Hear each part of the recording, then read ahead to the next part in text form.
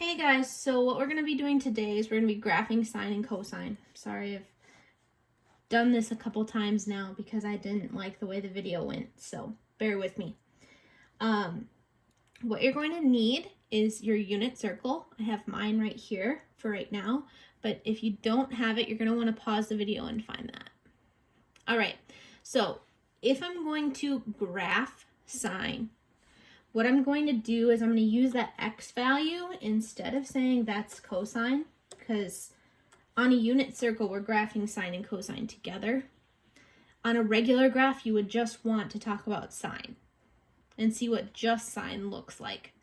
So I'm going to use my radian measures as my x value and my sine answer as my y value. Or if I was graphing cosine, I'd use my cosine value as my y value, right? So if I'm graphing sine, my very first value of 0 is 0. Because if I go back to the unit circle, at 0, sine is 0. At pi over 2, my y value would be 1, right? Because at pi over 2, sine is 1. At pi, sine is 0. So that's my next point. At pi, sine is 0. And I'd use the unit circle to keep doing this. So at 3 pi over 2, which is 270 degrees, I'd be at 0. At 2 pi, that would be a full circle. So I'd be back to 0. If I went 5 pi over 2, now that's not on your unit circle, but it is because that just means going all the way around and then another 90 degrees, I'd be back at 1. Okay, now I could do the same thing backwards. I could say, okay, well, if I'm going backwards around the circle 90 degrees, I'd really be at 270 degrees, which is -1. And then I'd be at 180 degrees. And then I would be at 90 degrees. Man, that one is a little high, huh? And then I'd be back at 0 degrees if I went around the circle backwards 1. Now, because sine and cosine are functions, they make a smooth line that connects all the points. So what I would do is I would just slowly make my function look like this.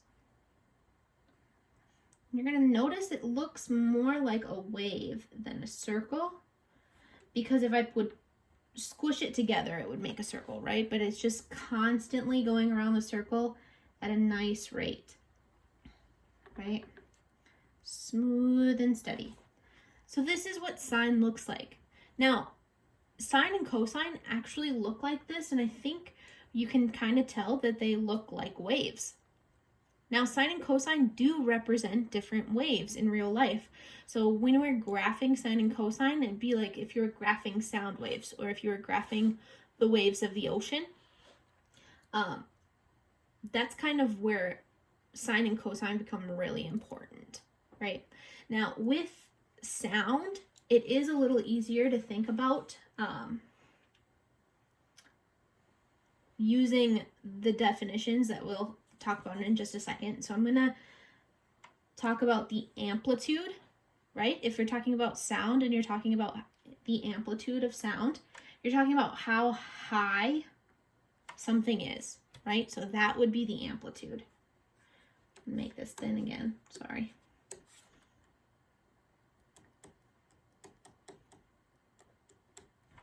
Okay, and a period of a function would be a full cycle, right?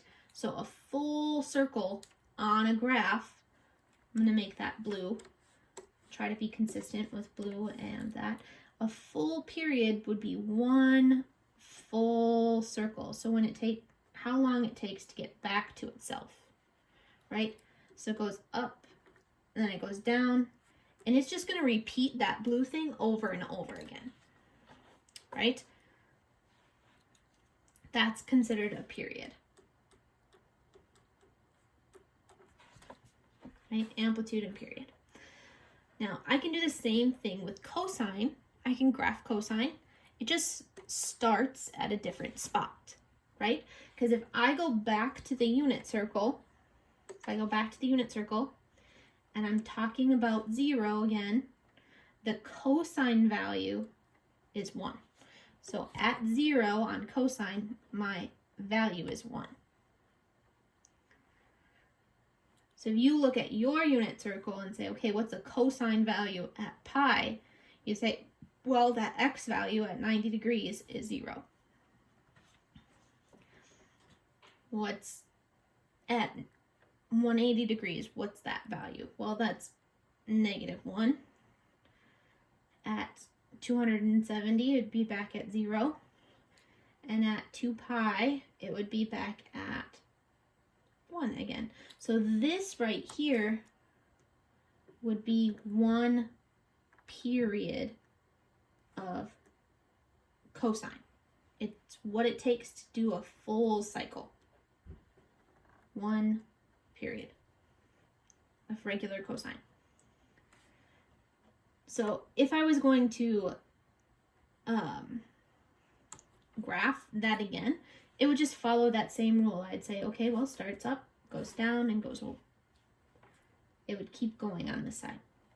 Just like if I was going through it backwards, it would go here, and then it would be back at -1, and then it would be back at 0, and it would be back at 1. It's periodic. It's going to keep repeating that blue thing over and over and over again, right?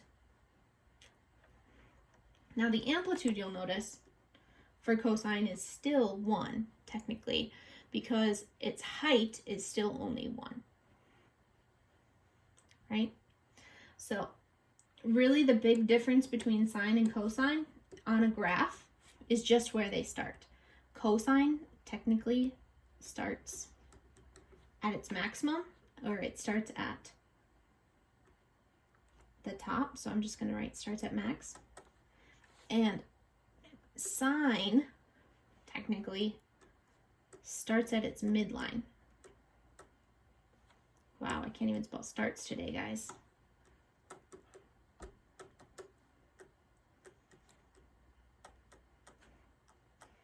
And what I mean by midline is this, right? If I draw this line in here, it is the middle of the graph. It has an amplitude of 1 here, but if I went here, it would also be just 1. So sine starts at the midline, and cosine starts at the max. All right, so if you would like to write down the characteristics of sine and cosine, I have them here, so go ahead and pause the video and write these down. Technically, the domain of sine and cosine is all real numbers. Doesn't matter how many times you go around the circle, you can always get a value, or any part of the circle. So I think a good one would be, an example of this is like, well, if I was talking about sine of pi over 4, that would be here. Pi over 4 of sine is 1/2, right? So it's gonna have dots on every single part of this line, and that's why its domain is all real numbers. The range is a little different. The range is only between -1 and 1, because the circle is bound by its radius, right? It's bound by its top and bottom. So it only goes to a height of 1 or -1.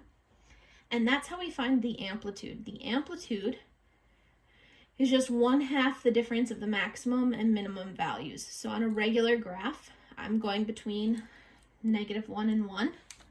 So I'd say 1 minus -1, which is 2, and I take half of that, which is just 1.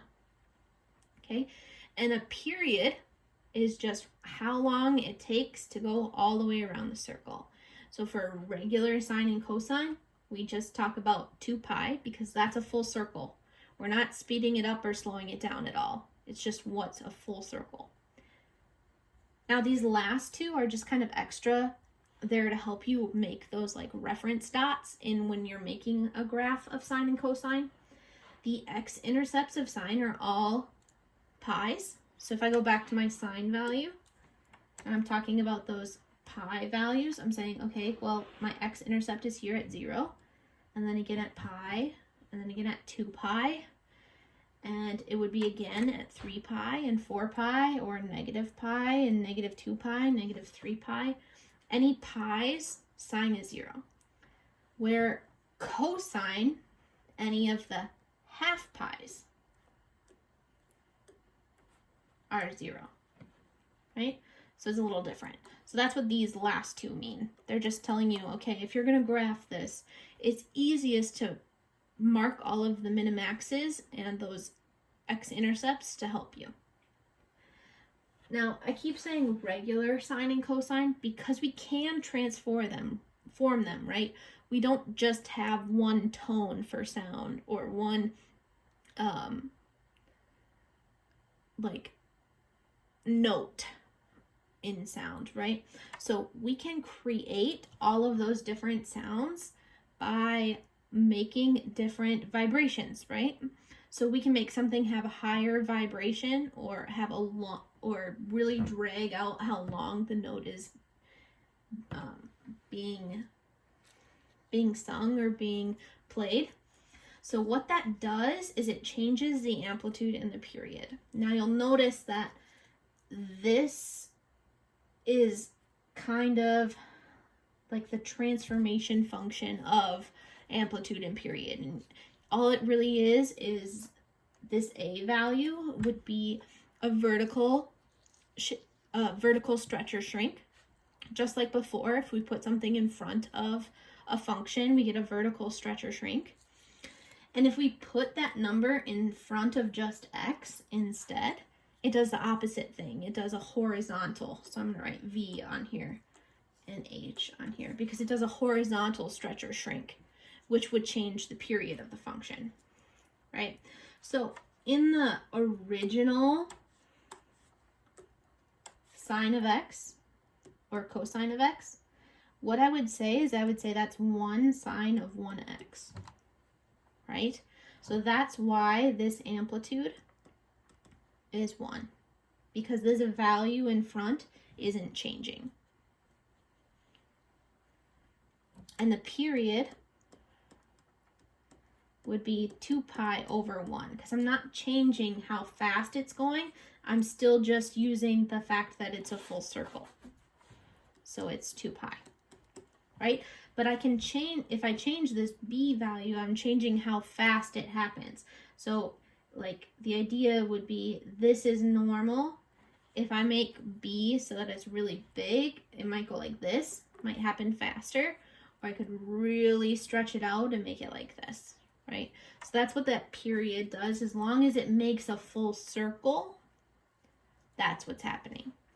That amplitude is talking about the height, right? So what you're going to do in your assignment today is you're going to tell me what the amplitude and period of different sine and cosine functions are using these two formulas, right? Absolute value of A or 2 pi over the absolute value of B. Now we talk about absolute value because we're talking about height and length. So it can't be negative. You can't have a negative height or a negative length, right? All right, so identify the amplitude and period of 4 sine x. Then graph the function and describe what's happening. Okay, so I'm going to say, okay, right away, my A value here is 4, and my B value, there's no value in front of x, so I'm just going to say it's 1. So I would say my amplitude is 4. And my period is 2 pi over 1, which is just 2 pi. So if I was going to make this graph, I would say, okay, well, to help me out, I know that it's only going to go as high as 4, which means it's only going to go as low as 4. And it's going to make a full circle in 2 pi's. So I'm going to break this up like this. And the reason why I break it into fourths is because it's easiest to talk about fourths of a graph, right? It's easy to go to 90 to 180 to 270 and then back to a full 360. So if I break all my periods into 4 chunks, it'll make the graph really easy to draw. And then what I do is I'll put my reference dots in. I'll say, okay, sine starts at its midline, goes up to its max, goes back to its midline, goes down to its min, and then comes back, right? This is a full period of sine, right? Now, I can do the same thing backwards. I can say, well, it would go down to its mid, then it would be back at 180. It would be up at 90 if I went negative 270. That would be 90 degrees. And then if I went negative 360, I'd be back at itself. So it would graph another that. So when in your homework it tells you to graph 2 periods, it's saying at least graph this much of the graph. They don't need you to keep going on both sides as long as they know, hey, this is what they've got, right? So how I would describe this transformation, well, the period didn't change at all. So there's no horizontal shift. I would just say there's a vertical stretch of a 4, just like before, right? Do the same thing for cosine. If I'm talking about my amplitude here, I'm talking about 1/2. So my amp is 1/2. And then I'm talking about my period is what's in front of x. So I'm going to say my period is 2 pi over b, which is 2 pi. So my period is actually 1. So what I'm going to do is I'm going to draw my amplitude. I'm going to say this is 1/2. I should change this to black, I'm sorry. 1/2 is my amp. So negative 1/2 would be my min. And then I break this into 4 pieces, and at 4 pieces, I'd say that's 1. That's where I want this to be a full cycle. At 1. Now, I'm saying, okay, well, I'm talking about cosine, so I start at the max, and I just follow my dots. And I should be back at the max when I get to 1. Because this right here is 1 full circle, 1 full period. Now I could follow that on the other side as well. And connect them. Oh, and that was really bad. And that would be how I would graph cosine. Now you can graph sine and cosine on your graphing calculator, but I would warn you that you're gonna want to be in radians, because that's like the standard form of graphing sine and cosine is radians. If you try to do it in degrees, it's not gonna work. It's just gonna give you like a flat line, right? So this is really what I'm going to ask you to do in your assignment. For the first half, I'm just going to ask you to tell me what the amplitude and period are. So if you want to pause it right now so you can try these on your own, go ahead. But I'm just going to write out the answers. So based off of this, I've got, well, my amp would be 1/4. And my period would be 2 pi over b, which is 1. So I get my period of 2 pi. Here I'd have an amp. I'm saying, okay, what's in front of cosine? Well, nothing, so it's just 1. My period would be what's in front of x, 2 pi over 2, which is just pi. Now, in the program, you're going to want to write it as pi, right? Because you don't have a pi button on your thing in the program, okay? Right? This next one, I'd say, well, my amp is 2, and my period is 2 pi over pi, which I can reduce to just 2. I don't know if you can see this very well. This is a 3, this is a 2. So my amp here would be 1/3.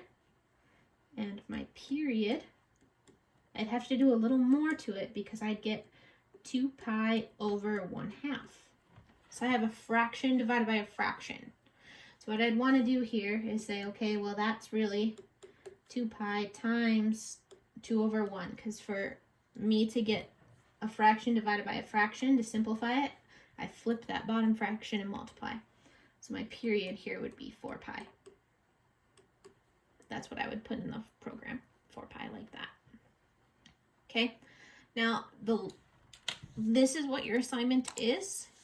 Numbers 1 through 13 odd on page 495, and 35 and 37. So for 35 and 37, what I would do on your paper is I would make sure to have the amplitude and period before you graphed it, and then try to graph it with all of the points.